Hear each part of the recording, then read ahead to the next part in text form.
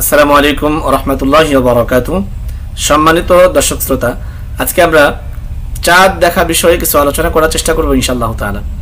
চাঁদ দেখা একটি রাসূলুল্লাহ সাল্লাল্লাহু আলাইহি ওয়াসাল্লামের নিয়মিত একটি সুন্নাহ, গুরুত্বপূর্ণ একটি সুন্নাহ।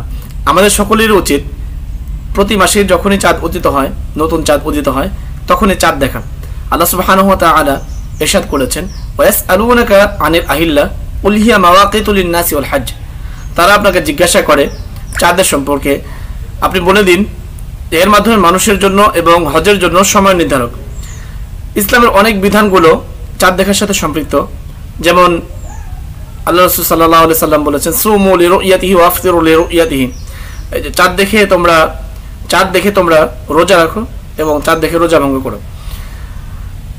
রমাদান মুবারকের রোজা শুরু হয় চাঁদ দেখার মাধ্যমে, রোজা শেষ হয় চাঁদ দেখার মাধ্যমে, অর্থাৎ ঈদ উল ফিতর উদযাপিত হয় চাঁদ দেখার মাধ্যমে, আশুরা নির্ধারিত হয় চাঁদ দেখার মাধ্যমে, এবং হজের সময় নির্ধারিত হয় চাঁদ দেখার মাধ্যমে, এবং প্রাসঙ্গিক আরও অনেক বিষয়গুলো আছে যেগুলো ইসলামের সাথে সম্পৃক্ত, সেগুলো চাঁদ দেখার উপরেই নির্ভর হয়ে থাকে।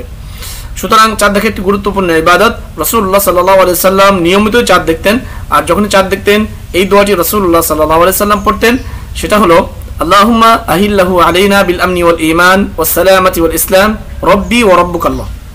যার অর্থ হচ্ছে, হে আল্লাহ, আল্লাহুম্মা, হে আল্লাহ, আহিল্লাহু আলাইনা, এই নতুন চাঁদ আমাদের জন্য উদিত করুন, বিল আমনি ওয়াল ঈমান, নিরাপত্তার সাথে, ঈমানের সাথে, ওয়াস সালামাতি ওয়াল ইসলাম, শান্তির সাথে এবং ইসলামের সাথে, রব্বি ওয়া রাব্বুকাল্লাহ, আমার রব এবং তোমার রব আল্লাহ।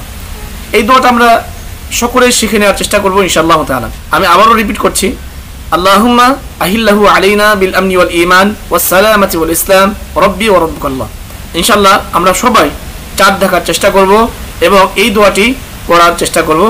আল্লাহ সুবহানাহু ওয়া তাআলা আমাদের সকলকে তৌফিক দান করুন, আমিন। ওয়া আখির দাওয়ানা আলহামদুলিল্লাহি রাব্বিল আলামিন। আসসালামু আলাইকুম ওয়া রাহমাতুল্লাহ।